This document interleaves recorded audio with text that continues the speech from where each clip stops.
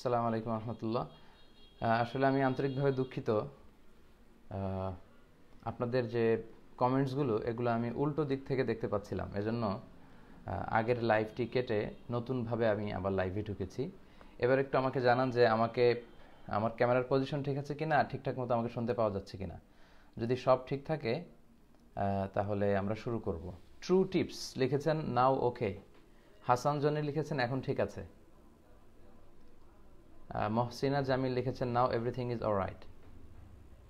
পুষ্প চৌধুরী নাও ওকে। আশা করছি এবার সব ঠিক আছে।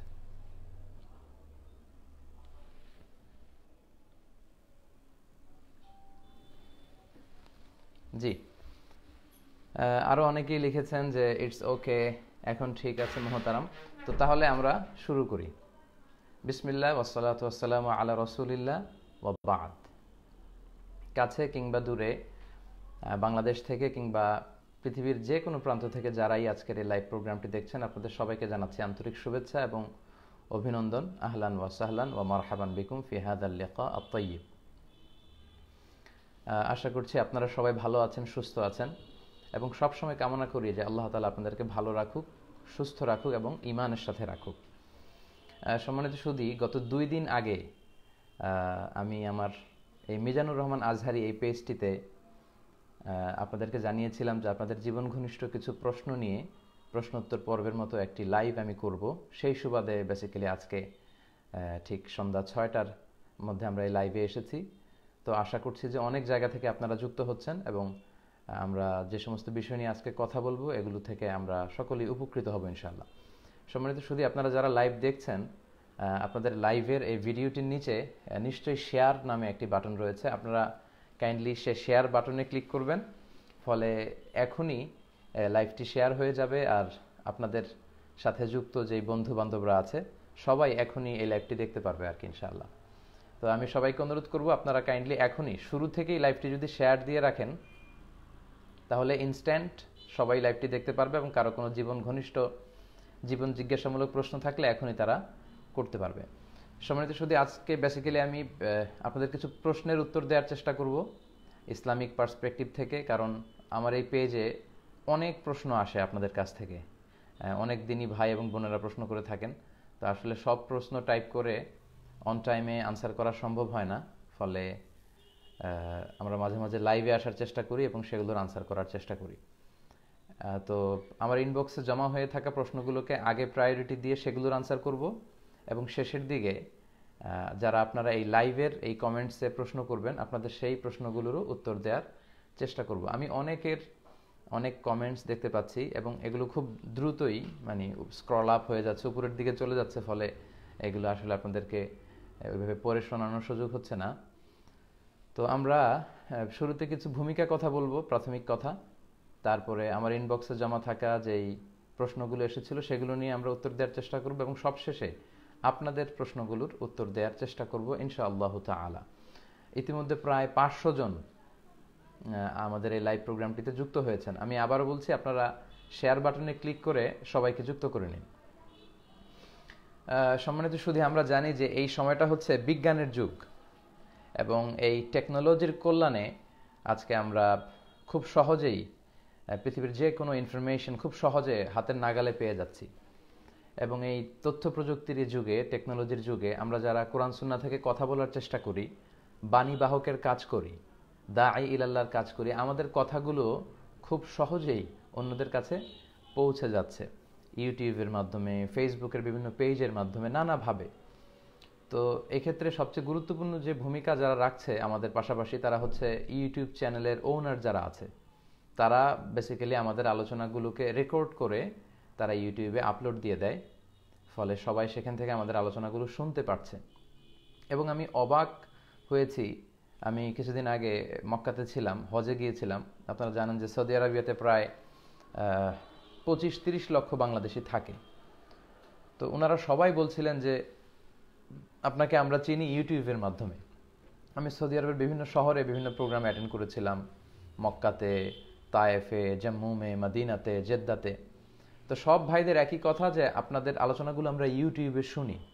এবং সৌদি আরব ছাড়াও পৃথিবীর অন্যান্য দেশে যখন আমরা যাই তারাও এই কথা বলে ইউরোপ থেকে, আমেরিকা থেকে, এশিয়ার বিভিন্ন দেশ থেকে, সবার একই কথা যে আমরা ইউটিউবে অবসর সময় আপনাদের লেকচারগুলো শুনি।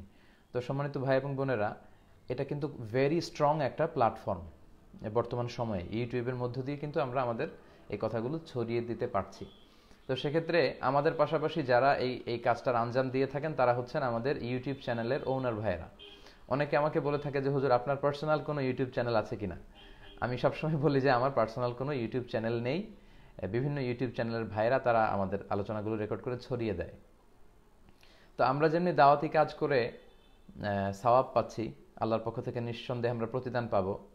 ইউটিউব চ্যানেলের ওনার যারা আপনারা আছেন, যারা এই কথাগুলোকে ছড়িয়ে দেওয়ার ক্ষেত্রে সহযোগিতা করছেন, নিঃসন্দেহে আপনারাও আল্লাহর কাছে জাযা খায়ের পাবেন নিঃসন্দেহে, যদি এটা ইখলাসের সাথে সুন্দরভাবে আপনারা যদি সুচারুরূপে এটাকে আঞ্জাম দিতে পারেন।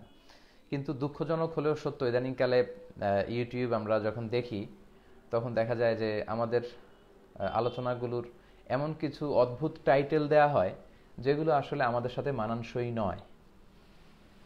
অনেক সময় দেখা যায় যে এমন ওয়াজ পুরাই মাথা গরম, তারপর এই ওয়াজ শুনে কান্না না আসলে এমবি ফেরত দেওয়া হবে, এই ধরনের অদ্ভুত বিদঘুটে টাইপের কিছু কথা বলা হয় যেগুলোর সাথে আমাদের যায় না। তার চেয়ে দুঃখজনক হচ্ছে আমাদের ইউটিউব চ্যানেলের অনেক ভাইরা আমাদের ছবির সাথে অনেক নারীদের ছবি জুড়ে দেয়। কখনো তারা হেজাব পরিহিতা নারীদের ছবি, কখনো চেহারা খোলা আছে এরকম সুন্দরী নারীদের ছবি তারা জুড়ে দেয়, যেটা কিন্তু ইসলামিক দৃষ্টিকোণ থেকে একটা বড় ধরনের গর্হিত কাজ। এটা কিন্তু কবিরা গুনাহ যে আপনারা যেখানে আমি হয়তো কোরআন থেকে তাফসির করলাম, সে তাফসিরের টপিক আপনি না দিয়ে আপনি বিদঘুটে টপিক দিলেন কিংবা নারীর ছবি জুড়ে দিলেন। তো এটা কিন্তু মোটেও কাম্য না। আমি বিভিন্ন সময় বলে এসেছি এবং আজকে এই লাইভের শুরুতেই আমি সিরিয়াসলি ইউটিউব চ্যানেলের যে সমস্ত ভাইরা বোনরা আপনারা আমার লাইভ দেখছেন, আমি সবাইকে খুব সিরিয়াসলি বলছি যে আপনারা এগুলো বন্ধ করুন। আমাদের নামের সাথে ছবির সাথে অদ্ভুত টাইটেল দেওয়া বন্ধ করুন। বরং যে বিষয়টি নিয়ে আমি কথা বলেছিলাম আমাদের নাম দিয়ে শুধু সেই বিষয়টি আপনি জুড়ে দেন, লোকজন সেগুলো দেখেই উপকৃত হবে। এবং অবশ্যই অবশ্যই নারীদের ছবি দিয়ে আপনাদেরকে বন্ধ করতে হবে। আমি খুব স্ট্রিক্টলি আজকের এই লাইভ প্রোগ্রামে আপনাদেরকে জানিয়ে দিচ্ছি, যে সমস্ত ইউটিউব চ্যানেলের ভাইরা আমার ছবির সাথে নারীদের ছবি যুক্ত করে দিয়েছেন কভারে, আপনাদেরকে 7 দিনের সময় আমি দিচ্ছি। এই 7 দিনের মধ্যে অবশ্যই এই ছবিগুলোকে আপনারা ডিলিট করে ফেলবেন। আমি ইউটিউবে ঘেটে দেখেছি প্রায় 60টা চ্যানেল করে তারা, তারপর বাংলা ওয়াজ, তারপর এইচডি ওয়াজ TV, Islamic media centre, Bangla ওয়াজ official site, Sylhet BD TV, ইসলামের আলো 24 বিডি, এই 7টা চ্যানেলের নাম আমি সরাসরি উল্লেখ করলাম। তারা নারীদের ছবি দিয়ে আলোচনার ফোন করবেন না। যদি আপনি লাইভে থাকেন আমার সাথে ফোন করবেন না, 1 ঘন্টা পরে ফোন করবেন, রিসিভ করা হবে আপনার ফোন, অসুবিধা নেই। তো এই 7টা চ্যানেল তারা নারীদের ছবি দিয়েছেন। প্রিয় ভাইরা, এগুলো আপনারা বন্ধ করুন। আপনারা 7 দিনের মধ্যে এই ছবিগুলোকে তুলে ফেলবেন।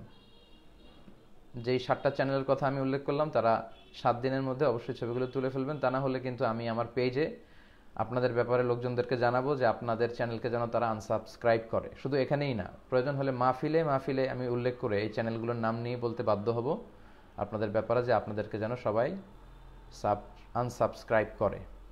তো আমি সিরিয়াসলি আপনাদেরকে ওয়ার্নিং দিলাম, আশা করি আপনারা শুধরে যাবেন।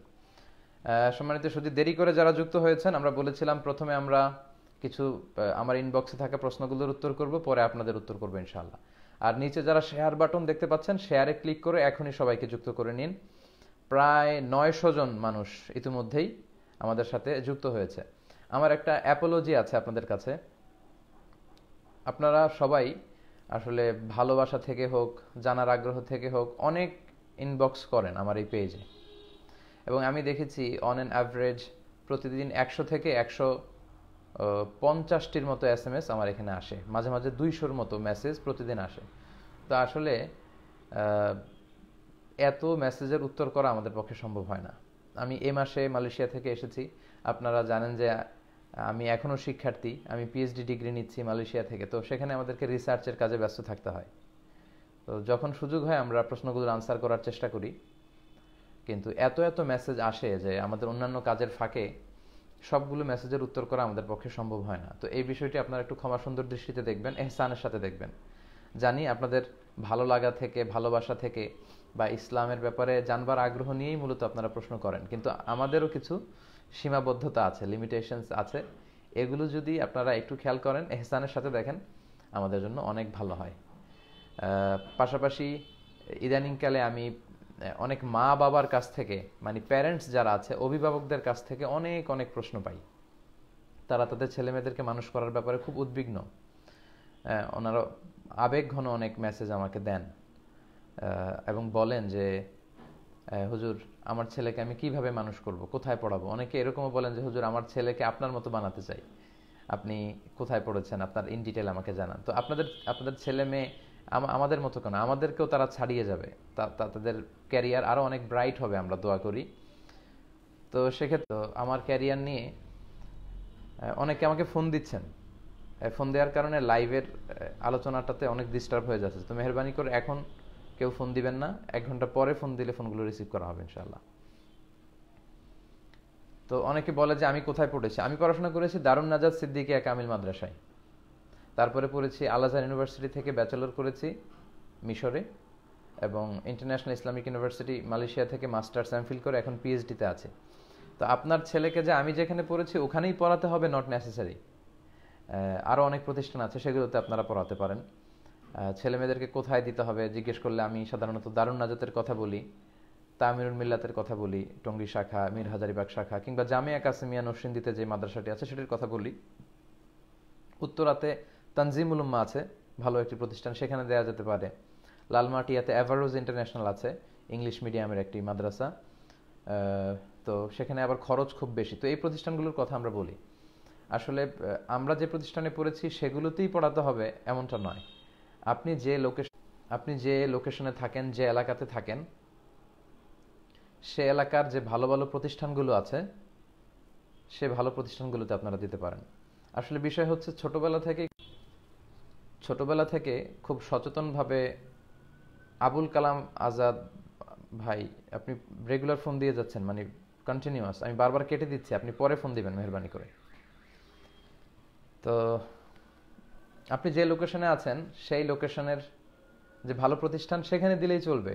আর ছোটবেলা থেকে একটু সচেতনভাবে ছেলেকে মানুষ করতে হবে এবং ছেলের মধ্যে স্পিরিটটা আনতে হবে যে তোমাকে মুক্ত স্বাধীন চিন্তা নিয়ে পড়াশোনা করতে হবে। ভালো কথা, জ্ঞানের কথা, কল্যাণের কথা যেখানেই পাও সেখান থেকে তোমাকে কালেক্ট করতে হবে। আল হিকমাতু দাল্লাতুল মুমিন ফাহাইসু ওয়াজাদাহা ফাহু আহাক্কু বিহা। তো যেখানেই মানুষ হিকমা, কল্যাণ, উইজডমের, জ্ঞানের কথা পাবে সেখান থেকে মানুষ গ্রহণ করবে। তো এইভাবে যদি ছোটবেলা থেকে আপনারা ছেলেমেয়েদেরকে মানুষ করতে পারেন, এবং ঘরে কিন্তু একটা পড়াশোনার পরিবেশ রাখতে হবে, তখন দেখা যাবে যে ঠিকই ফ্যামিলি থেকে সে শিখছে, প্রতিষ্ঠান থেকে শিখছে, এভাবে সে একজন আলোকিত মানুষ হবে। তো আপনাদের ছেলেমেয়েরা শিক্ষিত হোক, সুশিক্ষিত হোক, আপনাদের মুখ উজ্জ্বল করুক, দেশের কল্যাণ বয়ে নিয়ে আসুক, তারা দেশপ্রেমিক হোক এবং তারা খুব ব্রাইট ক্যারিয়ার করুক, আমরা সেই কামনাই করছি।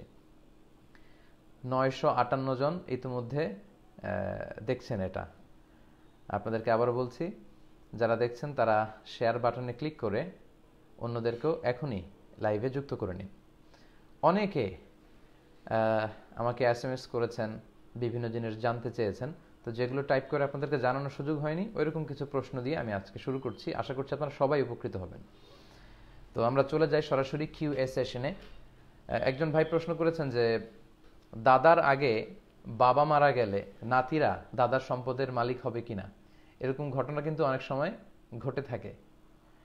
দাদার আগে মারা গিয়েছে বাবা, ছোট ছোট নাতি নাতনি আছে, তারা সম্পদ পাবে কিনা। আচ্ছা, শারিয়া পার্সপেক্টিভ থেকে কথা হচ্ছে না, দাদার আগে বাবা মারা গেলে নাতি নাতনিরা সম্পদ পাবে না। কেন পাবে না? কারণ দাদার কাছ থেকে তো বাবা পাবে, নাতি পাবে না। নাতি তো সেকেন্ড স্টেজে, ফার্স্ট স্টেজ এখানে আপনাকে কনসিডার করতে হবে। মানে দাদার কাছ থেকে পাবে বাবা, চাচা, ওনারা, কিন্তু নাতিরা পাবে না।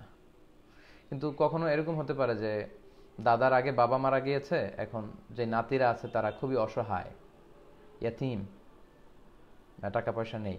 তো তখন দাদা যেটা করতে পারে, দাদা ওয়াসিয়াত করতে পারে, ওয়াসিয়া যেটাকে উইল বলে।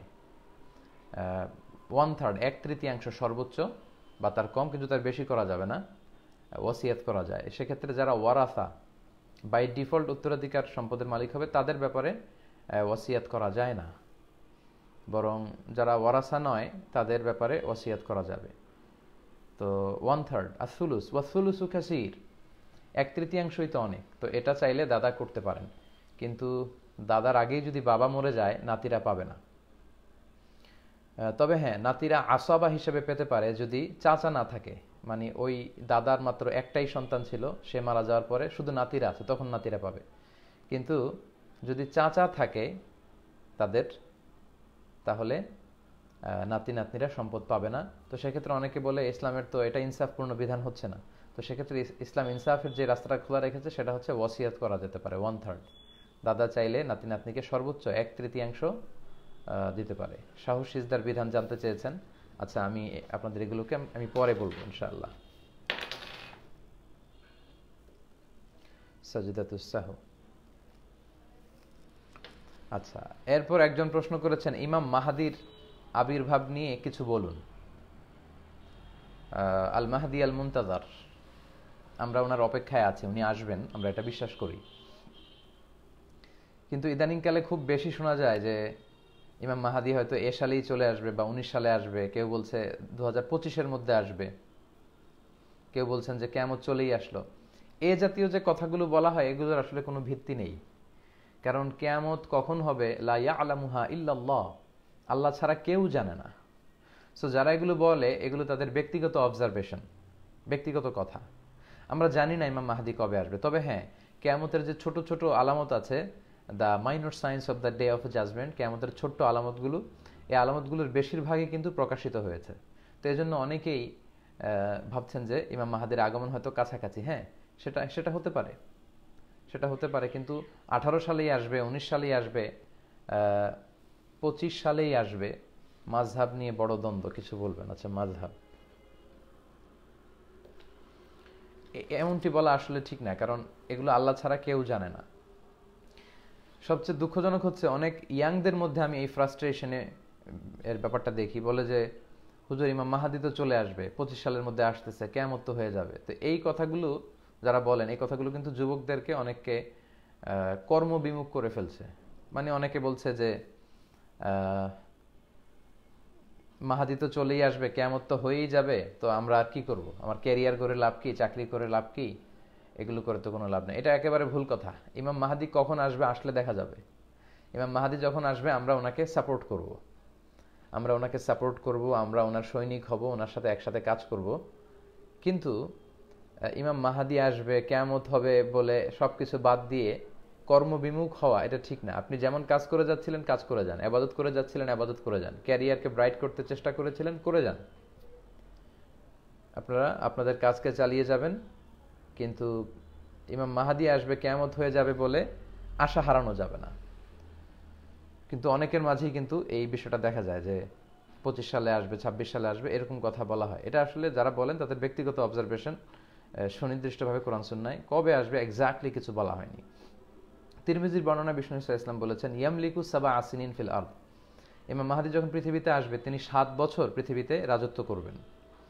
এবং বিষ্ণু বলেছেন ইউআতিউ ইসমুহু ইসমি ওয়া ইসমু আবিহি ইসমু আবি, বিষ্ণু বলেছেন যে আমার নামে হবে মাহাদির নাম, আমার বাবার নামে হবে মাহাদির বাবার নাম। মনে রাখবেন, মাহাদি কিন্তু ওনার নাম নয়। মাহাদি মানে হেদায়েত প্রাপ্ত, গাইডেড একজন মানুষ। তো ওনার নাম হবে বিশ্বনবীর নামে নাম। হতে পারে বিশ্বনবীর নাম ছিল মুহাম্মদ সাল্লাল্লাহু আলাইহি ওয়াসাল্লাম, তো হতে পারে ওনার নাম হবে মুহাম্মদ। বিশ্বনবীর নাম যে শুধু মুহাম্মদ এমনটা কিন্তু নয়। বিশ্বনবীর নাম আছে আহমদ, বিশ্বনবীর নাম আছে হাশের, আকিব, আবুল কাসেম, তহা, ইয়াসিন, মুজাম্মিল। তো কোন নাম নিয়ে যে উনি আসবে এটা আমরা জানি না। তবে বিষ্ণু বলেছেন আমার নামে হবে ইমাম মাহাদির নাম। বিষ্ণুনবীর কোনো একটা নাম হয়তো ইমাম মাহাদির থাকবে। আচ্ছা, তারপর বিষ্ণু ইসলাম এটাও বলেছেন আজরাল জাবহা ওয়া আকনাল আনফ, ইমাম মাহাদির ললাটটা হবে প্রশস্ত, প্রশস্ত ললাট হবে ইমাম মাহাদির। এবং আকনাল আনফ, টল নোজ হবে, প্রমিনেন্ট নোজ, খুব উঁচু নাক হবে ইমাম মাহাদির, প্রশস্ত ললাট, উঁচু নাক। আল মাহাদি মিন আইত্রাতি, আবু দাউদের আরেক বর্ণনা বিষ্ণু বললেন ইমাম মাহাদি আমার বংশের হবে, হাশমি খানদানের হবে, কোরাইশি হবে, মিন ভুলদি ফাতেমা, ফাতেমা রাদিয়াল্লাহু তাআলা আনহার যে বংশের ধারাক্রম, উনার বংশে আসবে ইমাম মাহাদি। ইয়াখরুজু মিন নাহিয়াতিল মাশরিক, উনি প্রাচ্য থেকে আসবেন, উনি পাশ্চাত্য থেকে আসবেন না। ইমাম মাহাদি তিনি কিন্তু ইউরোপ, আমেরিকা, অস্ট্রেলিয়া থেকে আসবেন না, উনি আসবেন হচ্ছে প্রাচ্যের কোনো একটা দেশ থেকে। ইয়ামলাউল আরদা কিসতান ওয়া আদলা। আবু দাউদের আরেক বর্ণনায় বলা হয়েছে যে তিনি পৃথিবীতে যখন আসবেন তখন 7 বছরের শাসনামলে উনি পৃথিবীকে ন্যায়, নীতি, সাম্য, ভ্রাতৃত্ব, ইনসাফ আর জাস্টিস দিয়ে পরিপূর্ণ করবেন। অবশ্য কোনো কোনো বর্ণনায় পাওয়া যায় উনি 8 বছর থাকবেন, কোনো বর্ণনায় পাওয়া যায় 9 বছর থাকবেন, তবে 7 বছর যে থাকবেন এই মতামতটা বেশি শক্তিশালী। তো এই হচ্ছে ইমাম মাহাদির ব্যাপারে সংক্ষিপ্ত পরিচিতি। যিনি প্রশ্ন করেছেন, ভাইয়ের প্রশ্নের উত্তর আমরা এতটুকু বলবো। তবে ইমাম মাহাদি চলে এসেছেন, চলে আসবেন 2 বছর পরে, কিয়ামত হয়ে যাবে, এ নিয়ে হতাশ হওয়ার কোনো কারণ নেই। কারণ এই কথাগুলো অনেক যুবকদেরকে কিন্তু হতাশ করে দিচ্ছে, তারা কর্মবিমুখ হয়ে যাচ্ছে। বরং এমনটা না করে আপনাদের যে অ্যানথিউসিজম, আপনাদের কর্মস্পৃহা, উম্মাকে সামনের দিকে এগিয়ে নিয়ে যাওয়ার জন্য আপনাদের যে কর্মতৎপরতা, আপনাদের প্রাণঢালা উচ্ছ্বাস, জীবন শক্তি, এগুলোকে কাজে লাগাতে হবে। ইমাম মাহাদি যখন আসবে তখন আমরা দেখব, তখন আমরাই সবাই কথা বলবো ইমাম মাহাদির ব্যাপারে এবং ওনাকে আমরা সাপোর্ট করবো ইনশাআল্লাহ। আশা করি প্রিয় ভাই উত্তর পেয়েছেন। আরেকজন প্রশ্ন করেছিলেন, পুরুষরা কি আঙ্গুলে আংটি পরতে পারবে? আসলে জুয়েলারি, অর্নামেন্টস এগুলো নারীদের জন্য, পুরুষদের জন্য নয়। তবে হ্যাঁ, পুরুষদের আংটির বিষয়টা ভিন্ন। পুরুষরা চাইলে আংটি পরতে পারবে। কোন হাতে পরবে? তারা ডান হাতে পরবে। বিষ্ণু ইসলাম ডান হাতে আংটি পরেছেন। কেন? রাসূল ইসলাম ইয়ালবাস খাতাম মিন ফিদ্দা, রাসূল ইসলাম রূপার আংটি পরতেন। রূপার আংটি রাসূল ইসলাম পরতেন। ফি ইয়ামিনিহি, ওনার ডান হাতে পরতেন। আর ওয়াকানা ফাসসুহু মিনাল হাবাসা, আর রূপার আংটির মধ্যে তিনি হাবাসা মানে বর্তমান ইথিওপিয়ার থেকে আনা একটা পাথর তিনি বসিয়েছিলেন। তাহলে রূপার আংটি পরতেন ডান হাতে, শামায়েলে তিরমিজিতে এগুলো এসেছে। আর পাথরটা ছিল হাবাসি পাথর। তো সেই পাথরের মধ্যে আবার বিষ্ণু ইসলাম মুহাম্মদ রাসূলুল্লাহ লিখিয়েছিলেন। সবসময় আংটি পরতেন না বিষ্ণু ইসলাম, মাঝে মাঝে পরতেন। তবে আমরা অনেকে অনেক নিয়ত করে অনেক পাথর বসাই, সোলাইমানি পাথর, আকিক পাথর, সাফায়ের পাথর, এটা সেটা না। কোনো নিয়ত করে পাথর বসানো যাবে না, এগুলো ইসলামের মধ্যে নেই, এগুলো বেদাত। এগুলো আস্তে আস্তে শিরকের দিকে নিয়ে যাবে। কারণ পাথর কিছু করতে পারে না। ছবি তোলা হারাম কিনা আমরা বলবো ইনশাল্লাহ। মুর্শেদ আলী প্রশ্ন করেছেন, আমরা বলবো মুর্শেদ সাহেব। তো পাথর আপনার কিছু করতে পারে না, করতে পারে হচ্ছে আল্লাহ। ইদা সাআলতা ফাসআলিল্লাহ, বিপদে পড়লে চাবে তো আল্লাহর কাছে চাও। ওয়া ইদা ইসতাআনতা ফাসতাঈন বিল্লাহ, সাহায্য চাইবে তো আল্লাহর কাছে সাহায্য চাও। তো কোনো নিয়তে পাথর বসানো যাবে না। বিষ্ণু ইসলাম মাঝে মাঝে এটা পড়তেন, সব সময় পড়তেন না। কেন পড়তেন? সাহাবারা এসে বললে, রাসূলুল্লাহ আপনি যে অনারব বাদশাদের কাছে ইসলামের চিঠি পাঠাবেন, রাসূল ইসলাম চিঠি পাঠাতেন, দাওয়াত দিতেন, ইসলামের সুশীতল বাণী গ্রহণ করার দাওয়াত দিতেন। তো সাহাবারা বলল যে অনারব বাদশারা ওই চিঠি গ্রহণ করে না যে চিঠির নিচে চিঠির প্রেরক সিগনেচার না দেয় কিংবা সিল না দেয়। তো বিষ্ণুনবী তো সিগনেচার দিতে জানতেন না, কারণ বিষ্ণুনবী ছিলেন আন-নবী আল উম্মি, নিরক্ষর নবী। বিষ্ণুনবীর কোনো অক্ষর জ্ঞান ছিল না। আলিফ বা তা সা, কোনটারে জিম বলে কোনটারে হা বলে উনি বুঝতেন না। কোনটাকে ওয়াহেদ, ইসনাইন, সালাসা, 1 2 3 কিভাবে লেখা থাকলে ওইটা পড়তেও জানতেন না। উনি নিরক্ষর ছিলেন।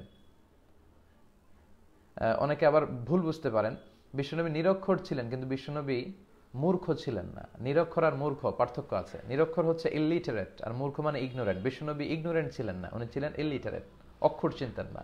Written word was kind of mystery to him. লিখিত কোনো জিনিস রাসূল সাল্লাল্লাহু আলাইহি ওয়াসাল্লামের কাছে এটা একটা রহস্যের মতো ছিল, উনি পড়তেই জানতেন না। কেন জানতেন না? আল্লাহ ওনাকে শিখাননি। বিশ্বনবী যদি লিখতে জানতেন, পড়তে জানতেন, তাহলে কাফির মুশরিকরা আরো বেশি করে বলার সুযোগ পেয়ে যেত যে মুহাম্মদ যে কোরআনের কথা বলে এগুলো আসলে আল্লাহর পাঠানো নয়, সে নিজে লিখেছে, নিজে বানিয়েছে। এজন্য আল্লাহ লেখাপড়াই শিখান নাই ওনাকে, অক্ষর জ্ঞান শিখান নাই। এবং কোনো কবিতাও বিশ্বনবী পড়তে পারতেন না, জানতেন না। ওমা আল্লামনাহু শি'রা ওয়া মা ইয়ানবাগি লাহু, আমি আপনাকে কবিতা শিখাইনি। আর কবিতা শিখানো এটা শোভনীয় নয় আপনার জন্য। যদি বিশ্বনবী কাব্য প্রতিভা যদি ওনার মধ্যে থাকতো, তাহলে সবাই বলতো যে এই কোরআনের কথা, ওয়াদ-দুহা ওয়াল-লাইলি ইযা সাজা মা ওয়াদ্দাআকা রাব্বুকা মা ক্বালা, এই যে মিলানো কথাগুলো, এগুলো মুহাম্মদের বানানো, এগুলো আল্লাহর কথা নয়। এই জন্য টেস্ট টিউব বেবি, আচ্ছা সময় পেলে আমরা বলবো টেস্ট টিউব। এজন্য আল্লাহ তাআলা বিষ্ণু ঈসা ইসলামকে অক্ষর জ্ঞান শিখাননি। তিনি বিষ্ণু ঈসা ইসলামকে আল্লাহ তাআলা নিরক্ষর রেখেছেন। তাই বলে তিনি মূর্খ নন, তিনি জ্ঞানী ছিলেন। বিষ্ণু বলেছেন, আদাবানি রব্বি ফা আহসানা তা'দীবি, আল্লাহ আমাকে আদব শিখিয়েছেন, জ্ঞান শিখিয়েছেন, ফলে আমার আদব, আমার জ্ঞান হয়েছে পৃথিবীর সবচাইতে শ্রেষ্ঠতম আদব আর শ্রেষ্ঠতম জ্ঞান। তো বিষ্ণু ইসা ইসলাম ডান হাতে আংটি পরতেন, রূপার তৈরি আংটি পরতেন। খবরদার স্বর্ণের আংটি পরা যাবে না। পুরুষদের জন্য সিল্কের কাপড় পরা যেমনি হারাম, স্বর্ণ ব্যবহার করাও হারাম। ডান হাতে পরতেন, রূপার আংটি পরতেন, সেখানে লেখা ছিল মোহাম্মদ রাসূলুল্লাহ। তো তিনি যখন চিঠি পাঠাতেন অমুসলিম বাদশাদের কাছে, তিনি লিখতেন সালামুন আলা মানিত্তাবা আল হুদা আসলিম তাসলাম। চিঠিগুলো লিখে নিচে এরকম সিল দিয়ে দিতেন। বিশ্বনবীর ইন্তেকালের পরে এই আংটিটা খলিফা হিসেবে আবু বকর পায়, এবং আবু বকর রাদিয়াল্লাহু তাআলা আনহু উনি এটা ব্যবহার করতেন। 1-1.5 বছর পরে উনি যখন ইন্তেকাল করলেন, ওমরে ফারুক খলিফা হয়ে আসলেন, উনি এই আংটিটা ব্যবহার করতেন, প্রায় 10 বছর ব্যবহার করেছেন। এরপরে ওনার পরে যখন উসমান যুন নুরাইন, সাইয়েদনা উসমান রাদিয়াল্লাহু তাআলা আনহু যখন খলিফা হলেন, তিনি সেই আংটিটা পেয়েছিলেন খলিফা হিসেবে। কিন্তু তিনি কোন একটা কুয়ার পাশে, খুব সম্ভবত বীর ওয়ারিসার পাশে একজনের সাথে একটা ডিলিংস করার সময় ওনার আঙ্গুল ফসকে আল্লাহ রাসূলের সেই বরকতের আংটিটা কুয়ার মধ্যে পড়ে যায়, এবং ওনার সময় থেকেই কিন্তু ফিতনা গজিয়ে ওঠে। মুসলিম বিশ্বে নানা ধরনের ফিতনা, নানা ধরনের হত্যাকাণ্ড, মারামারি শুরু হয়। আল্লাহু আ'লাম, আল্লাহ ভালো জানে, হতে পারে বিশ্বনবীর ওই আংটিটা ওখানে আল্লাহ মানে একটা কুদরতি ভাবেই সেটা পড়ে গিয়েছে, এবং তখন থেকে ওনার সময় থেকে কিন্তু ফিতনা দানা বেঁধে উঠেছে। তো পুরুষরা আঙ্গুলে আংটি দিতে পারবে কিনা এই প্রশ্নের উত্তরে তো আমরা বললাম যে ডান হাতে দিবে, যেহেতু বিশ্বনবী ডানপন্থী ছিলেন, ডান দিক দিয়ে কাজ করা পছন্দ করতেন। কানা রাসূলুল্লাহ সাল্লাল্লাহু আলাইহি ওয়াসাল্লাম ইউহিব্বু তায়াম্মুনা ফি শাআনিহি কুল্লি ফি তারাজ্জুলিহি তানাউলিহি। জুতা পরার সময় ডান পা ঢোকাতেন আগে, চুল আঁচড়ানোর সময় ডান দিক থেকে আঁচড়াতেন, মুসাফা করলে আগে ডান দিক থেকে, খাদ্য বিতরণ করলে আগে ডান দিক থেকে। তো সেজন্য সম্মানের হাত হচ্ছে ডান হাত, ডান হাতে আপনারা পরবেন আংটি, রূপার আংটি। আশা করি বুঝতে পেরেছেন। এরপর এক ভাই প্রশ্ন করেছেন, কাবলাল জুমা ও বাদাল জুমা কত রাকাত? প্রতি সপ্তাহেই আমাদেরকে সালাত আদায় করতে হয়, জুমার সালাত। শ্রেষ্ঠ একটি দিন, এদিনেই কিয়ামত হবে। এদিনে আদম আলাইহিস সালামকে আল্লাহ তাআলা সৃষ্টি করেছেন, আদম আলাইহিস সালামকে পৃথিবীতে এই জুমার দিনেই পাঠানো হয়েছে, জুমার দিনে দোয়া কবুল করা হয়েছে ওনার, জুমার দিনেই কিয়ামত হবে। তো এই জুমার দিনে আমাদের 2 রাকাত ফরজ সালাত পড়তে হয়, বা ওয়াজিব যেটাকে আমরা বলি। তো এর আগে পরে কতটুকু সালাত পড়তে হয়, এটা ছিল ভাইয়ের প্রশ্ন। আমরা প্রশ্নের উত্তর দিচ্ছি। 1200 জন ইতিমধ্যে আমাদের সাথে যুক্ত হয়েছেন। আমি আপনাদেরকে বলবো, যারা দেখছেন তারা শেয়ার বাটনে ক্লিক করে এখনই অন্যান্যদেরকেও আমাদের লাইভ প্রোগ্রামে যুক্ত করে নিতে পারেন।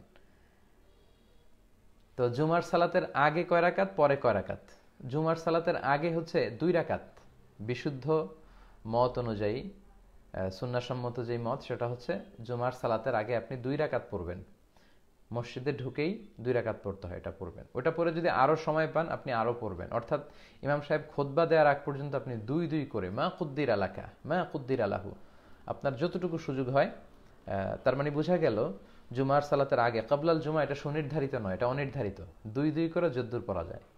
আচ্ছা, আর বাদাল জুমার ক্ষেত্রে সহিহ সুন্নাহ যেটা এসেছে 4 রাকাত। বাদাল জুমা আপনি পড়বেন 4 রাকাত যদি মসজিদে পড়েন, আর যদি ঘরে গিয়ে পড়েন তাহলে 2 রাকাত। আল্লাহ রাসূল সাল্লাল্লাহু আলাইহি ওয়াসাল্লাম মসজিদে নববীতে যখন বাদাল জুমা পড়তেন তিনি 4 রাকাত পড়তেন, ঘরে গিয়ে পড়লে 2 রাকাত পড়তেন। তো আশা করি বুঝতে পেরেছেন যে কাবলাল জুমা অনির্ধারিত, 2 করে যদ্দুর পড়া যায়, আর বাদাল জুমা 4 রাকাত, ঘরে পড়লে 2 রাকাত। এরপর একজন প্রশ্ন করেছেন, অ্যালকোহল মিশ্রিত পারফিউম ব্যবহার করা যাবে কিনা? আমরা জানি আতর, পারফিউম দেয়া সুন্নাহ। তো এই আতর বা পারফিউম অ্যালকোহল মিশ্রিত যেটা, এটা দেয়া যাবে কিনা, এক ভাইয়ের প্রশ্ন। তো অ্যালকোহলের ব্যাপারে কথা হচ্ছে যে অ্যালকোহলকে আরবিতে বলে খামর। এই খামরটা ইটসেলফ হারাম কিনা এটা নিয়ে মতানৈক্য আছে। কিন্তু অ্যালকোহল, মদ যেটা বানানো হয়, এটা খাওয়া হারাম, এ নিয়ে কোনো মতানৈক্য নাই, এটা একমত সবাই। ইন্নামাল খামরু ওয়াল মাইসিরু ওয়াল আনসাব ওয়াল আজলাম রিজসুম মিন আম। তো এমডি নাজিম উদ্দিন ভাই প্রশ্ন করছে, কল দিচ্ছেন, প্লিজ এখন কল দিবেন না, লাইভের পরে আপনারা কল দিতে পারেন। তো মদ যে খাওয়া হারাম এতে কোনো সন্দেহ নেই, এটা সবাই একমত। কিন্তু মদ যদি গায়ে লাগে, খামর যদি আপনার পাঞ্জাবিতে লাগে, এটা নিয়ে আপনি সালাত আদায় করতে পারবেন কিনা, এটা ইটসেলফ নাজাসাত কিনা, এটা নিয়ে ইখতিলাফ আছে। কেউ কেউ বলেছেন এটা ইটসেলফ নাজাসাত, পাঞ্জাবিতে লাগলে ধুয়ে নামাজ পড়তে হবে। আর কেউ কেউ বলেছেন না, এটা ইটসেলফ নাজাসাত না, এটা জামায় লাগালেও নামাজ পড়া যাবে। যারা জামায় লাগালেও নামাজ পড়া যাবে, এটা নাজাসাত না, তাদের মতে অ্যালকোহল মিশ্রিত পারফিউম ব্যবহার করলে সমস্যা নেই। এবং আমরা যতদূর জেনেছি যে অ্যালকোহল মিশ্রিত পারফিউম, এই অ্যালকোহলটা খাওয়ার অ্যালকোহল না, অর্থাৎ ভাত পচিয়ে, তারি পচিয়ে, ডাল পচিয়ে, আঙ্গুরের রস পচিয়ে যে অ্যালকোহল বানানো হয় ওই অ্যালকোহল না। এই অ্যালকোহলটা কাইন্ড অফ স্পিরিট, এটা হচ্ছে প্রিজারভেটিভ অ্যালকোহল, কেমিক্যাল টাইপের। এটা আতরটা বা সেন্টটাকে প্রিজার্ভ করার জন্য এটা পারফিউমের সাথে মিশ্রিত করা হয়। আর এটা যখন আপনি স্প্রে করবেন, স্প্রে করার সাথে সাথে আপনার গায়ের মধ্যে যে লাগবে আতরটা আর ওই স্পিরিটটা, অ্যালকোহলটা বাতাসের সাথে মিশে যায়। তো এই জন্য অনেক স্কলাররা বলেছেন যে এটা গায়ে দেয়া যাবে, এবং গায়ে দিয়ে সালাত পড়লে সালাতের কোনো সমস্যা নেই, সালাত হয়ে যাবে ইনশাল্লাহ। তবে তাকওয়ার বহিঃপ্রকাশ হচ্ছে, অতিরিক্ত তাকওয়ার বহিঃপ্রকাশ হচ্ছে যে আপনি অ্যালকোহল ছাড়া যে পারফিউম এবং আতরগুলো আছে সেগুলো ব্যবহার করেন। কিন্তু ফতুয়া হচ্ছে যে অ্যালকোহল মিশ্রিত যদি আপনি পারফিউম ইউজ করেন এটা হারাম হবে না, এবং এটা দিয়েও গায়ে দিয়েও আপনি সালাত আদায় করতে পারবেন, কারণ এটা হচ্ছে প্রিজারভেটিভ কেমিক্যাল। এটা আতরটাকে সংরক্ষিত করার জন্য খুব অল্প পরিমাণে ইউজ করা হয়, এবং এটা গায়ে লাগে না, এটা বাতাসের সাথে মিশে যায়। আশা করি বুঝতে পেরেছেন। আরেক ভাই প্রশ্ন করেছেন প্রভিডেন্ট ফান্ডের জাকাত দিতে হবে কিনা এবং এটা সুদ হবে কিনা। খুবই জীবন ঘনিষ্ঠ একটা ব্যাপার। আমরা দেখতে পাচ্ছি মোল্লা নাজিমউদ্দিন ভাই যুক্ত হয়েছেন, আহলান ও সাহলান। 1300 জন যুক্ত হয়েছেন। অনেকের ভাই অনেক প্রশ্ন, আজকে সারা রাতও যদি আমরা এই প্রশ্নের উত্তর করি আসলে এগুলো আনসার করে শেষ করা যাবে না। এজন্য একটু ধৈর্যের সাথে থাকতে হবে, যে দেখি আমরা কত দূর যেতে পারি। তো এক ভাইয়ের প্রশ্ন যে প্রভিডেন্ট ফান্ডের জাকাত। সম্মানিত শ্রোতা মণ্ডলী, আপনারা জানেন যে যারা গভর্নমেন্ট জব করে তাদের বাধ্যতা কালো কলবের ব্যাপারে কিছু বলবেন? হ্যাঁ, বলবো ইনশাআল্লাহ।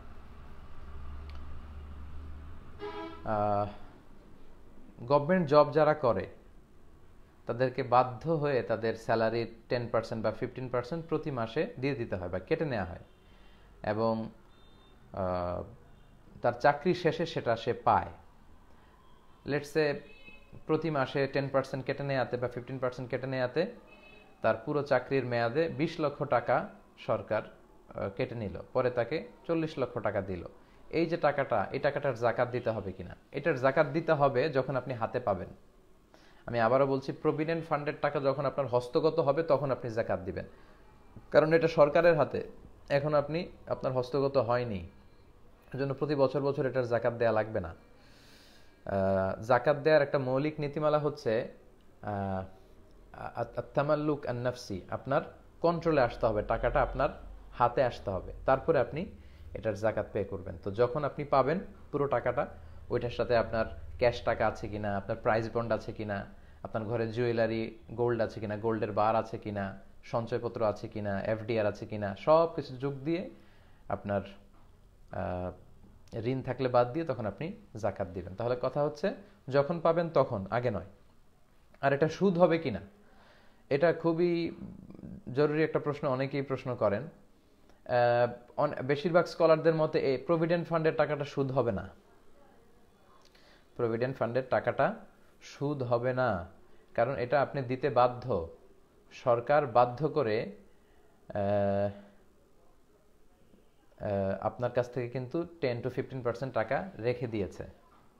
লা ইউকাল্লিফুল্লাহু নাফসান ইল্লা উসআহা। বাধ্য হয়ে কিছু করা হলে আল্লাহ সাধ্যের বাইরে কিছু চাপিয়ে দেন না। তো এটা যেহেতু সরকার বাধ্যতামূলক, সরকারি জব কন্টিনিউ করতে হলে আপনাকে রাখতেই হবে। আপনার কাছ থেকে টাকা নিয়ে হয়তো 20 লাখ টাকা জমলো, পরে গভর্নমেন্ট আপনাকে আরো 20 লাখ দিল। এটা আরব দেশেও আছে, এটাকে বলে কি বলে মা বা'দাল খিদমা, মানে আফটার সার্ভিস অ্যাপ্রিসিয়েশন। আপনি যে গভর্নমেন্ট জব করলেন, আপনাকে অ্যাপ্রিসিয়েট করে আপনার থাকলো 20 লাখ, গভর্নমেন্ট আরো জুড়ে দিল 20 লাখ, মোট 40 লাখ টাকা। এটা ইনশাল্লাহ আপনি নিতে পারবেন। প্রভিডেন্ট ফান্ডের টাকাটা সুদ হবে না ইনশাল্লাহ, এটা নেওয়া যাবে, কারণ গভর্নমেন্টের সব টাকাই সুদ মিশ্রিত। আপনি যে স্যালারি নিচ্ছেন এই টাকাটাও তো গভর্নমেন্টের কোনো প্রজেক্ট থেকে, যে কোনো ফান্ড থেকে টাকাগুলো আসছে। তাই বলে কি আপনি গভর্নমেন্ট স্যালারি নিতে পারবেন? অবশ্যই পারবেন। তো প্রভিডেন্ট ফান্ডের সুদটার ব্যাপারে কথা হচ্ছে, এটা আসলে এরকম সুদ না, এটা হচ্ছে আফটার সার্ভিস অ্যাপ্রিসিয়েশন মা বা'দাল খিদমা। তবে হ্যাঁ, কেউ যদি অতিরিক্ত তাকওয়ার দাবিতে আপনারা যে প্রফিটটা আসলো সেটা না নিলেন, মূল টাকা নিলেন, সেটা হচ্ছে নূরুন আলা নূর, অনেক ভালো। তবে হ্যাঁ, গভর্নমেন্ট বেঁধে দিয়েছে 10-15%। অনেকের ক্ষেত্রে কিন্তু আরো বেশি, কেউ চাইলে আরো বেশি লগ্নি করতে পারে, অর্থাৎ 30% অনেকে রাখতে পারে। তো অতিরিক্ত যে রাখলেন ওই টাকাটা কিন্তু আপনি নিতে পারবেন না, ওইটা আপনি ইচ্ছা করে গভর্নমেন্টের ফান্ডে দিয়েছেন, ওইটা আপনি নিতে পারবেন না। কিন্তু যেটা গভর্নমেন্ট আপনার উপর কম্পেল করেছে, আপনাকে কম্পালসারি করে বাধ্যতামূলকভাবে প্রভিডেন্ট ফান্ড নিয়েছে, সেটা ইনশাল্লাহ সুদ হবে না, সেটা আপনি নিতে পারবেন, আল্লাহু আলাম। আচ্ছা, এক ভাই প্রশ্ন করেছে যে ছবি তোলা প্রসঙ্গে, এই যে আমরা ফটোগ্রাফি নেই, ফটো তুলি, এটা জায়েজ কিনা। এক্ষেত্রে অনেকে বলে থাকেন আসাদুন নাসি আযাবান ইয়াউমাল কিয়ামাতি আল মুসাব্বিরুন, কিয়ামতের দিন সবচেয়ে বেশি শাস্তি দেয়া হবে যাদের, তারা হচ্ছে মুসাব্বিরুন, চিত্রাঙ্কন করে, যারা মূর্তি বানায়। তো এই মুসাব্বিরুন দ্বারা সামান হু টেকস দ্য ফটো, যে ছবি তোলে, এটা কিন্তু না, এটা হচ্ছে যারা ভাস্কর্য তৈরি করে, প্রতিমা বানায়, মূর্তি বানায়, প্রাণ আছে এমন জিনিসের চিত্র অঙ্কন করে অপ্রয়োজনে, এটার কথা বলা হয়েছে। কিন্তু আমরা যে ছবি তুলি এটাকে ইমেজ বলে, এটা তুলতে কোনো সমস্যা নেই, এটা তোলা হারাম নয়। খেয়াল রাখবেন, কোনো জিনিসকে হারাম বলে ঘোষণা দিতে হলে সুস্পষ্ট দলিল লাগে, আল আদিল্লা আল কাতঈয়া, অকাট্য দলিল ছাড়া কোনো জিনিসকে হারাম বলে ঘোষণা দেওয়া যায় না। আমরা যে ছবিটা তুলি এটা মূলত আমাদের চেহারার একটা রিফ্লেকশনকে আমরা কাগজে ধরে রাখি। যেমন আয়নার সামনে যখন আমি যে দাঁড়ালাম, এই আমার আয়না, তো আয়নাতে যাকে দেখা যায় সেটা কি আমি? না, সেটা তো আমি না, আমি হচ্ছি এটা, আর ওইটা হচ্ছে আমার রিফ্লেকশন। তো এই রিফ্লেকশন যদি ধরে রাখা জায়েজ না হয়, তাহলে তো আয়নার সামনে দাঁড়ানো যাবে না। বিষ্ণু নবী তো আয়নার সামনে দাঁড়াতেন আর পড়তেন আল্লাহুম্মা হাসসানতা খালকি ফা আহসিন খুলুকি, আল্লাহ আমার চেহারা যেমন সুন্দর করেছেন আচরণ করে সুন্দর করে দেন। তো আয়নাতে আমরা যেটা দেখি সেটাকেই মূলত কাগজে ধারণ করা হয়, এটা জায়েজ আছে। এটা বর্তমান প্রেক্ষাপটে খুবই জরুরি। পরীক্ষা দিতে গেলে অ্যাডমিট কার্ডের জন্য ছবি লাগে, ভোটার আইডিতে ছবি লাগে, পাসপোর্ট করতে ছবি লাগে, ইমিগ্রেশনের ছবি লাগে, যে কোনো কাজে ছবি লাগে। সো এটা খুবই জীবন ঘনিষ্ঠ একটা বিষয়, ছবি আমরা তুলতে পারবো, তবে অপ্রয়োজনে যেন তোলা না হয়। আপনার বিভিন্ন লাইফ ইভেন্ট এবং বিভিন্ন প্রোগ্রামের ছবিগুলো কিন্তু আপনারা চাইলে তুলে রাখতে পারেন, তবে অপ্রয়োজনীয় বারবার এত বেশি ছবি তোলা এটা ঠিক হবে না। এটা শুধু ছবির ক্ষেত্রে না, যে কোনো জিনিসের ক্ষেত্রেই। মিন হুসনি ইসলামিল মারই তারকুহু মা লা ইয়ানিহি, ব্যক্তির ইসলামের সৌন্দর্য হচ্ছে এমন জিনিস বর্জন করা যেটার কোনো প্রয়োজন নেই, অপ্রয়োজনীয়। আচ্ছা, এক ভাই প্রশ্ন করেছেন নাশিদের মধ্যে মিউজিক দিয়ে নাশিদ গায়। আচ্ছা, অর্থাৎ যিনি নাশিদ গান মিউজিক দিয়ে তিনি গান, এটা করা যাবে কিনা, মিউজিক ইউজ করা। মিউজিকের ব্যাপারে ইখতিলাফ আছে, তবে উত্তম হচ্ছে সব ধরনের মিউজিককে বর্জন করা। ফখরুদ্দিন আহমদ ভাই সালাম দিয়েছেন, ওয়ালাইকুম আসসালাম, আকরামাকাল্লাহ হাইয়াকাল্লাহ আখি। তো মিউজিকের ব্যাপারে আল্লাহ রাসূল সাল্লাল্লাহু আলাইহি ওয়াসাল্লাম বলেছেন, বুইসতুলি উকাসসির আল মাজামির, বাদ্যযন্ত্র ভাঙার জন্য আমি পৃথিবীতে প্রেরিত হয়েছি। আবার ইবনে মাসউদের কওল হচ্ছে, আল গিনা ইউমবিতুন নিফাক, এই সমস্ত গান বাজনা এগুলো অন্তরে নেফাকি তৈরি করে, স্রষ্টার স্মরণ থেকে আপনাকে গাফেল করে দেয়। তো এই জন্য স্কলাররা বলেছেন যে যেই মিউজিকগুলো খুব হাই বিটের, হ্যাঁ, অনেক গানের মধ্যে দেখবেন যে ডেকসেট বাজে, এমন হাই বিটের মিউজিক দিয়ে মনে হয় যে ঘর কাঁপছে, ছেলে পেলেদেরকে ক্রেজি বানিয়ে ফেলে, ডান্স দিতে মন চায় তাদের, উগ্র বানিয়ে ফেলে, এগুলো আসলে আল্লাহর স্মরণ থেকে মানুষকে গাফেল করে ফেলে, এগুলো কোনোভাবেই জায়েজ হতে পারে না। তবে স্কলাররা যেটার ক্ষেত্রে ফ্লেক্সিবিলিটি দিয়েছেন সেটা হচ্ছে মাইল্ড মিউজিক, যেখানে কণ্ঠের বিষয়টাই প্রাধান্য পাবে, আর কণ্ঠের পেছনে হালকা কিবোর্ডের টিউন থাকতে পারে, হালকা সামান্য রিদম থাকতে পারে। মাইল্ড মিউজিকের ব্যাপারে অনেক স্কলাররা এটাকে পারমিসিবল বলেছেন, যে এই জাতীয় মিউজিক শুনলে হয়তো তার মনের মধ্যে উগ্রতা, ক্রেজি ভাব এটা তৈরি হবে না। স্রষ্টার স্মরণ থেকে যদি তাকে গাফেল না করে, তাকে যদি ফিজিক্যালি ক্রেজি না বানায়, মেন্টালি ক্রেজি না বানায়, এবং সেই গান বাজনার মধ্যে যদি অশ্লীল কিছু না থাকে, তাহলে হালকা মিউজিক অনেকে অ্যালাউ করেছেন। তবে to be in the safer side, safe জোনে যদি কেউ থাকতে চান, তাকে নাশিদ বর্জন করতে হবে। আমি পার্সোনালি খালি গলায় নাশিদ গাওয়া ইসলামিক গানকে প্রমোট করতে পছন্দ করি, এতে তার গলাটা কেমন, সুর তাল লয় কেমন, এটা বোঝা যায়। মিউজিক সব কিছুকে উল্টাপাল্টা করে ফেলে, তো কণ্ঠটাকে আর কি তখন বোঝা যায় না। তো এই জন্য সেফ জোন হচ্ছে সব মিউজিক বর্জন করে খালি গলায় গান করা, নাশিদ করা। তবে ইখতিলাফপূর্ণ যেটা সেটা হচ্ছে হাই বিটের মিউজিককে নিষেধ করা হয়েছে, আর হালকা মিউজিক যদি হয় সেটা অনেক স্কলাররা পারমিসিবল বলেছেন, আল্লাহু আলাম। আচ্ছা, স্ত্রীর সন্তুষ্টির জন্য চুলে কলপ দেয়া যাবে কিনা একজন প্রশ্ন করেছেন। আচ্ছা জি, আমরা বলছি। 1300 ভাই যোগ দিয়েছেন আমাদের লাইভে। জি, আপনারা শেয়ার করবেন, নিচে যে শেয়ার অপশন আছে শেয়ার করে সবাইকে কথাগুলো দেখবার জানবার সুযোগ করে দিন। কলব দিতে, কালো কালারের কলব দিতে আল্লাহ রাসূল নিষেধ করেছেন। আল্লাহ রাসূল সাল্লাল্লাহু আলাইহি ওয়াসাল্লাম বলেছেন গায়্যিরু আশ-শাইব, মানে সাদা দাড়ি চুল এগুলোকে চেঞ্জ করো। ওয়ালা তাশবাহুল ইয়াহুদ ওয়ালান নাসারা ওয়ালাল মাজুস, ইহুদি নাসারা মাজুসি অগ্নি উপাসকদের অনুসরণ করো না। ফাইন্নাহুম লা ইউসবিগুন, কারণ তারা দাড়িকে রঙিন করে না। অর্থাৎ ইহুদি, নাসারা এবং অগ্নি উপাসক যারা, তাদের চুল দাড়ি যখন শুভ্র হয়, সাদা হয়ে যায়, তখন এগুলোকে রঙিন করে না, সাদা রাখতে পছন্দ করে। বিষ্ণু বললেন তোমরা আমার উম্মত হিসেবে সাদা রাখবে না, তাদের বিপরীত করতে হবে, ফলে তোমরা এটাকে খেজাব লাগাও, তাদের বিপরীত করো। তো সেক্ষেত্রে জান্নিবি সাওয়াদ, ব্ল্যাক কালার ইউজ করো না, বিফা ফ্রম দ্য ব্ল্যাক কালার, এই ব্ল্যাক কালার থেকে তোমরা বেঁচে থাকবে। এবং আবু বকর রাদিয়াল্লাহু তাআলা আনহুর বাবাকে যখন আল্লাহ রাসূল সাল্লাল্লাহু আলাইহি ওয়াসাল্লাম দেখলেন একেবারে প্রচন্ড বয়োবৃদ্ধ, দাড়ি চুল সাদা হয়ে গিয়েছে, আল্লাহ রাসূল সাল্লাল্লাহু আলাইহি ওয়াসাল্লাম বললেন এই সাদা দাড়িগুলোকে রঙিন করে দাও না, খেজাব লাগাও না, মেহেদি লাগিয়ে দাও, কিন্তু কালো রং দিও না। তো বোঝা গেল কালো রং দেয়া যাবে না। কেন দেয়া যাবে না? কারণ it's a deceiving, kind of deceiving, এটা ধোকা দেয়া হয়। যার বয়স 50, তার তো দাড়ি চুল কিছু পাকবেই।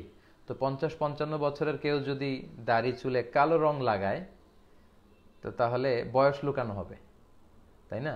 তাকে 35-এর মতো মনে হবে। তো এই যে আপনি বয়স লুকালেন, এটা ধোকা দেয়া হলো। আর লা খেদা আফিল ইসলাম, ইসলামে এই খেদা নাই, ধোকাবাজি নাই। তো এই জন্য কালো কালার ব্যবহার করতে বেসিক্যালি বিষ্ণুনবী নিষেধ করেছেন। তবে হ্যাঁ, কিছু কিছু প্রেক্ষাপটে করা যেতে পারে। স্কলাররা বলেছেন, যে ভাই প্রশ্ন করেছেন যে স্ত্রীর সন্তুষ্টির জন্য চুলে কলপ দেওয়া যায় কিনা, হ্যাঁ, স্কলাররা বলেছে যে আপনার স্ত্রীর বয়স যদি আপনার চেয়ে অনেক কম হয়, তার বয়স হচ্ছে 25, আপনার বয়স 40, আপনার পাকতে শুরু করেছে, আর আপনার স্ত্রী বয়সে অনেক কম, সে খুব চাচ্ছে যে আমার হাজবেন্ড যেন এখনো দেখতে ইয়াং দেখা যায়, তো তখন আপনি চাইলে স্ত্রীকে বোঝান যে আল্লাহ রাসূল নিষেধ করেছেন, কিন্তু স্ত্রী বুঝতে না চাইলে আপনি দিতে পারবেন, যায় যাচ্ছে। এটা হচ্ছে নাম্বার 1। সেকেন্ড হচ্ছে কেউ যদি অসুস্থ হয়, চুল পাকার কথা বয়স যখন 40 হবে তখন, কিন্তু আমি এমনও ছেলে দেখেছি 10 বছর বয়স মাথার চুল পেকে গিয়েছে। তো এটা কি তার বয়সের চুল পাকা? না, এটা হচ্ছে তার রোগের কারণে, হরমোনের কমতি ঘটেছে, ফ্লাকচুয়েশন হয়েছে হরমোন। এই হরমোনের কারণে চুল কালো থাকে, সাদা হয়। তো এই হরমোন জনিত সমস্যার কারণে ছোট বাচ্চাদের বা অল্প বয়স্ক লোকদের যদি চুল সাদা হয়ে যায়, তারাই ব্ল্যাক কালার ইউজ করতে পারবে, কারণ তারা বয়স লুকাচ্ছে না, তার যেই বয়স সেটাই দেখাচ্ছে সে। দুটো গেল। 3 নাম্বার হচ্ছে স্কলাররা বলেছে কাফিরদের বিরুদ্ধে, মুশরিকদের বিরুদ্ধে যখন মুসলমানরা যুদ্ধে নামবে, তখন মুসলমানদের বয়স্ক সৈনিকরা তাদের সাদা দাড়িতে ব্ল্যাক কালার ইউজ করতে পারবে।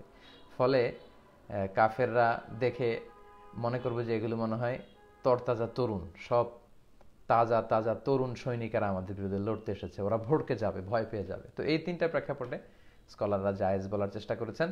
তো স্ত্রী সন্তুষ্টির জন্য আমি যেভাবে প্রশ্ন করেছেন, এটা জায়েজ হতে পারে ইনশাআল্লাহ। এরপর প্রশ্ন করেছেন মরণোত্তর চক্ষুদান, মানে হচ্ছে মরার পরে মনে হয় চোখটা কিছুদিন ভালো থাকে আর কি। তো এর মধ্যে চোখটা ডোনেট করে গেলে যাদের চোখ নেই তারা চোখ ফিরাবে, এটা জায়েজ কিনা? হ্যাঁ, এই ব্যাপারে স্কলারদের মতামত হচ্ছে এটা জায়েজ। মরণোত্তর চক্ষুদান জায়েজ। শুধু মরণোত্তর না, জীবিত অবস্থায় আপনি অঙ্গ দান করতে পারবেন। স্কলাররা এটার ব্যাপারে, এগুলোকে বলে কদায়া ফিকহিয়া মুআসারা, কন্টেম্পোরারি ফিকহি ইস্যু। আল্লাহ রাসূলের সময় এগুলো ছিল না, সাহাবাদের সময় ছিল না, সমসাময়িক সময়ে এই বিষয়গুলো নিয়ে বেশ কথা উঠছে। তো এটাকে বলে অর্গান ইমপ্লান্টেশন বলে খুব সম্ভব, বা অর্গান ডোনেশন, কেটে নিয়ে আরেকজনকে দেয়া। তবে সেক্ষেত্রে কিছু শর্তারোপ করে দিয়েছে শারিয়া এক্সপার্ট যারা, শারিয়া স্কলাররা।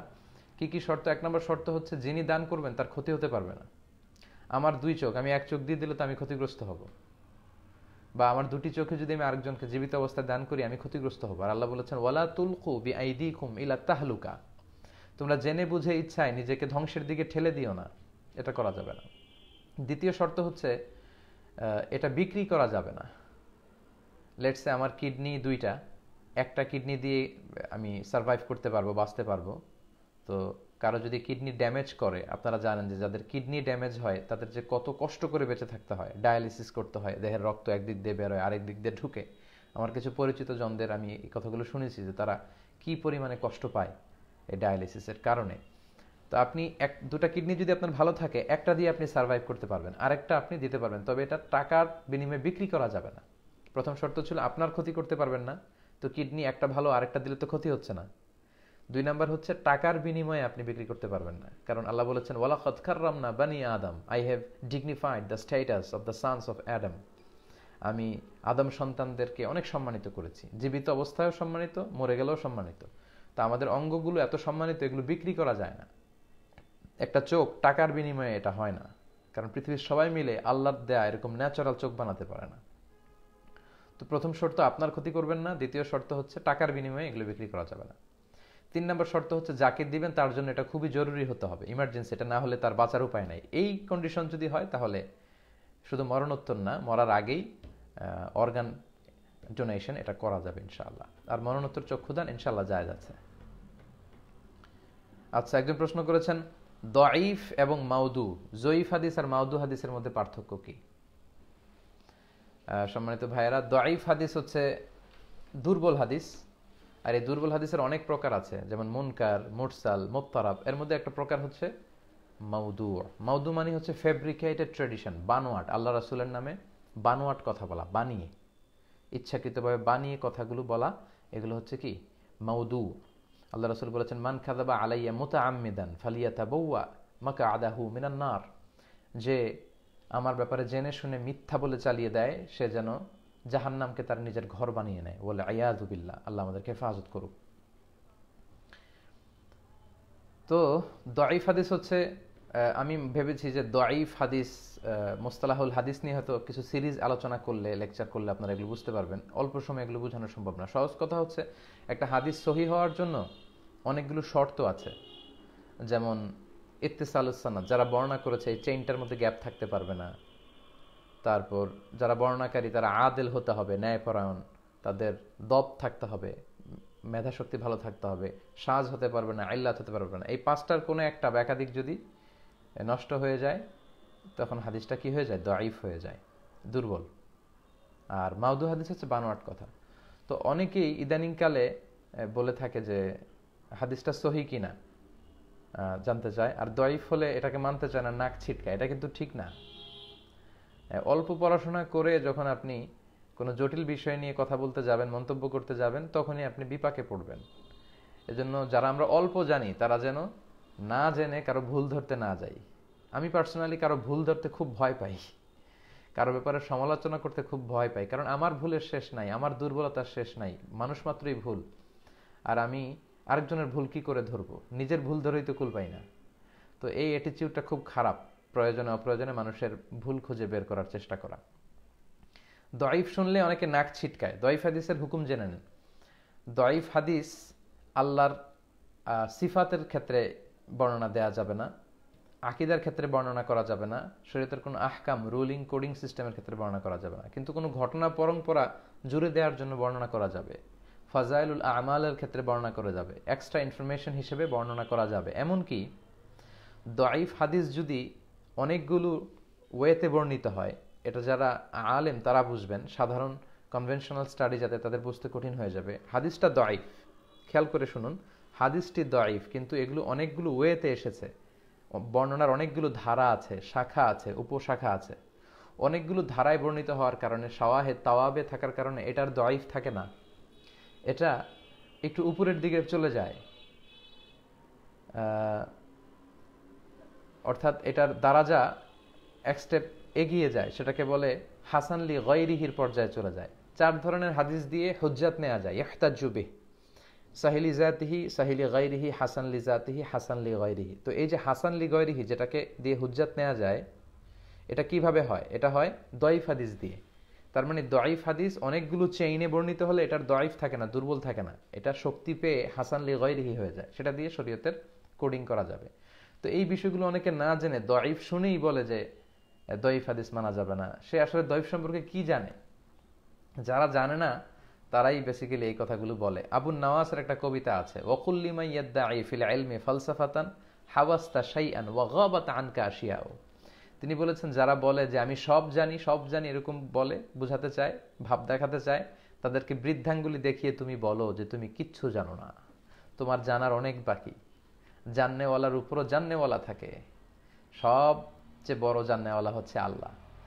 জাননেওয়ালার উপরও জাননেওয়ালা থাকে, জ্ঞানীর উপরও জ্ঞানী থাকে। এজন্য আগে জ্ঞান অর্জন করুন, আগে জানুন, তারপরে অন্যের ভুল ধরতে আসেন, কথা বলতে আসেন। এজন্য দয়ীফ বললেই এটাকে নাক ছিটকানো যাবে না। আচ্ছা, এরপরে ইসরায়েলিয়াতের ব্যাপারে আমরা যারা তাফসির করি, তাফসিরের বর্ণনা যখন আমরা দেই, বিভিন্ন সূরার আমরা এক্সপ্লেনেশন ইন্টারপ্রিটেশনে যাই, আমরা সহি বর্ণনা দেই।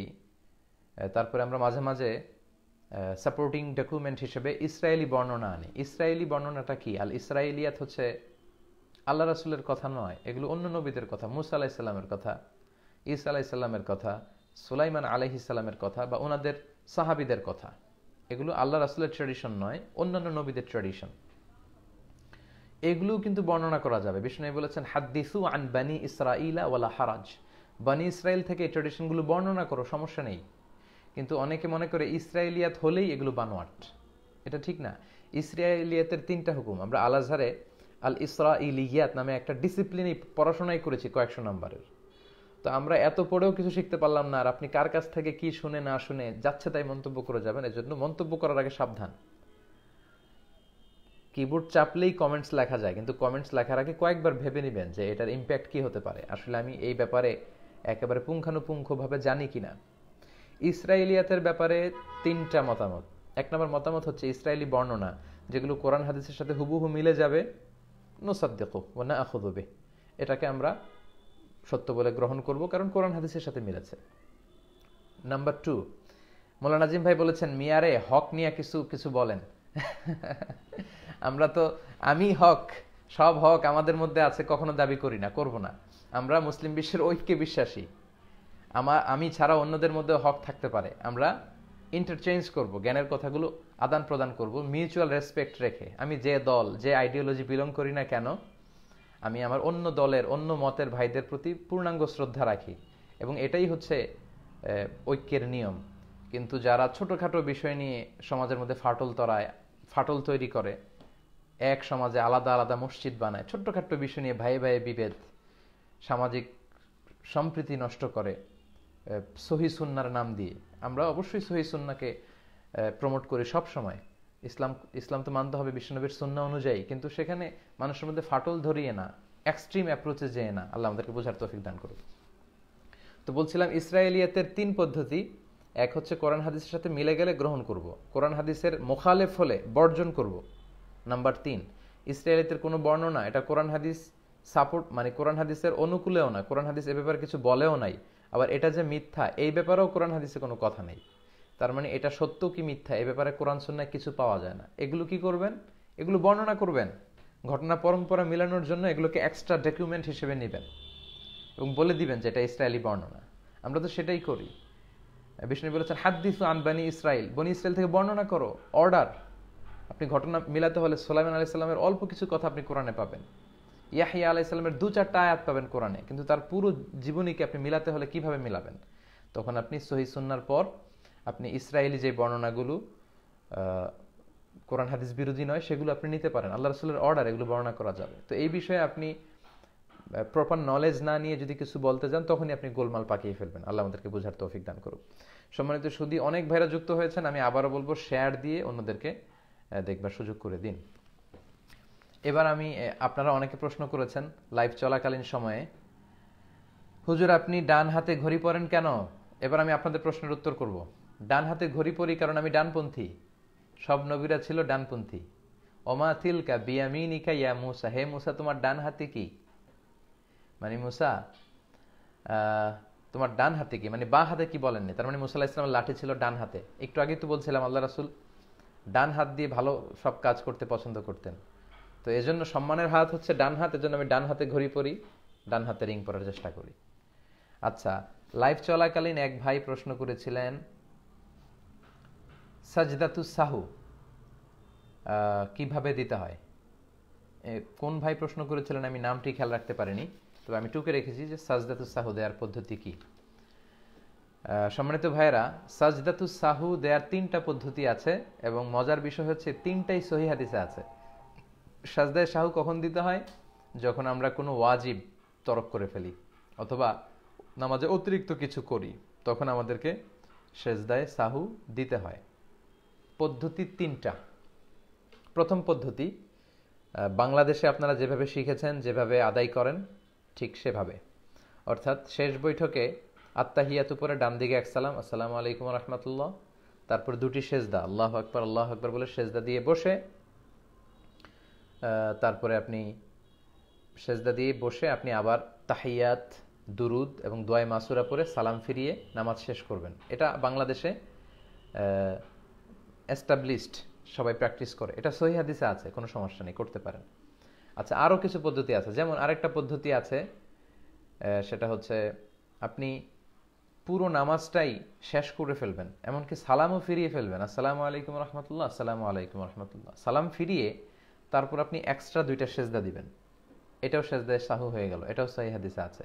ইল্লাল্লাহ জিকির, আচ্ছা ইল্লাল্লাহ জিকির করা যাবে কিনা?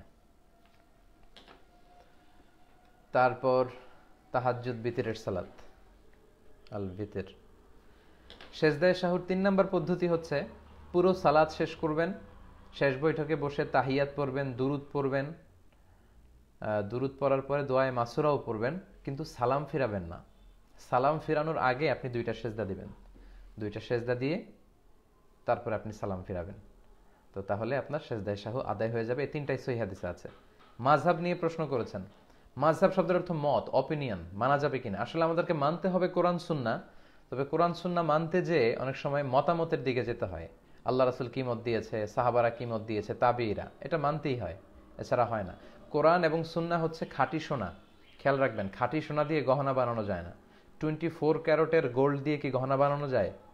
যায় না। কিন্তু ওটা দিয়ে গোল্ড বানাতে গেলে ডিজাইন করা যায় না, ওটা ভেঙে যায়, ওটার সাথে খাদ মিশাতে হয়। এই খাদ হচ্ছে মাযহাব। এই মাযহাব যখন কোরআন হাদিসের সাথে যুক্ত করে দিবেন, এটাকে মানতে খুবই সহজ হবে, স্মুথ হবে। কারণ অনেক বিষয় আমরা এত পড়াশোনা করেছি, এরপর অনেক বিষয় আমাদেরকে দেখতে হয় ইমাম শাফির কল কি, ইবনে তাইমিয়ার কল কি, ওনারা কি বলেছেন, তখন ক্লিয়ার হয় যে ও বিষয়টা এরকম। তো এই জন্য মতামত তখন নিতে হয় যখন আমরা কোরআন হাদিসকে ডিপলি বুঝতে চাই। তো মাযহাব কোরআন সুন্নাহর সাথে কন্ট্রাডিক্ট করে না, আমাদেরকে মূলত মানতে হবে কোরআন সুন্নাহই।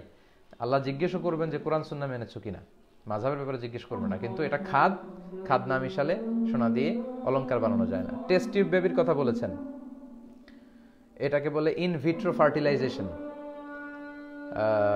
সেক্ষেত্রে আপনি স্বামী স্ত্রীর স্পার্ম দিয়ে যদি নেওয়া হয় তাহলে জায়েজ হবে। যদি নর্মাল পদ্ধতিতে বেবি নিতে পারছে না, স্বামী স্ত্রীর স্পার্ম নিয়ে যদি করা হয় সেটা জায়েজ হবে ইনশাআল্লাহ, স্কলাররা মতামত দিয়েছেন। ইল্লাল্লাহ জিকির, আসলে জিকিরটা খণ্ডিত করা ঠিক হবে না। লা ইলাহা ইল্লাল্লাহ, যদি অনেকে বলে ইল্লাল্লাহ দ্বারা লা ইলাহা ইল্লাল্লাহ বোঝানো হয়, তারপর আল্লাহ রাসূল যেহেতু এই জিকির করেনি, আমরা করব না। ভিতর 3 রাকাত, 5 রাকাত, 7 রাকাত পড়া যায়, তাহাজ্জুদের পরে পড়বেন। রাতের শেষ সালাতটাকে ভিতর বানাবেন। এই যে আলু আখিরা সালাতিকুম ফিল লাইলি ভিতরা। সম্মানিত শুধু আরো দীর্ঘক্ষণ থাকতে পারলে আরো ভালো লাগতো, কিন্তু যেহেতু এশার সালাতের সময় হয়েছে এবং আমাদের এখানে এশার সালাতের আজান দিচ্ছে, তো আজকে আর আমরা লম্বা করতে চাই না। আপনারা অনেকেই লিখেছেন যে আমি আপনাকে ভালোবাসি, আপনার আলোচনা পছন্দ করি। যারা আমাকে ভালোবাসেন, আমাদেরকে ভালোবাসেন, আমরাও আপনাদেরকে ভালোবাসি, আমরাও আপনাদের জন্য দোয়া করি, সার্বক্ষণিক আপনাদের কল্যাণ কামনা করি। তবে ব্যস্ততার কারণে সবসময় আপনাদেরকে রেসপন্স করা, উত্তর দেওয়া সম্ভব হয় না। আমরা সবাই আপনাদের কাছে দোয়া চাই। আপনারা সবাই ভালো থাকবেন, সুস্থ থাকবেন। নির্বাচন খুবই কাছে, একটা সুষ্ঠু নির্বাচন যেন আমরা পাই, যোগ্য, সৎ এবং ইসলাম প্রিয় প্রার্থীকে আমরা সমর্থন দিব এবং ইসলাম প্রিয় লোকরাই যেন ক্ষমতায় আসে, আমরা সে দোয়া করি। আপনারা সবাই ভালো থাকবেন, সুস্থ থাকবেন, সুন্দর থাকবেন, আর শেয়ার করে আলোচনাটি সবাইকে দেখার সুযোগ করে দিবেন। আসসালামু আলাইকুম ওয়া রাহমাতুল্লাহি ওয়া বারাকাতুহু।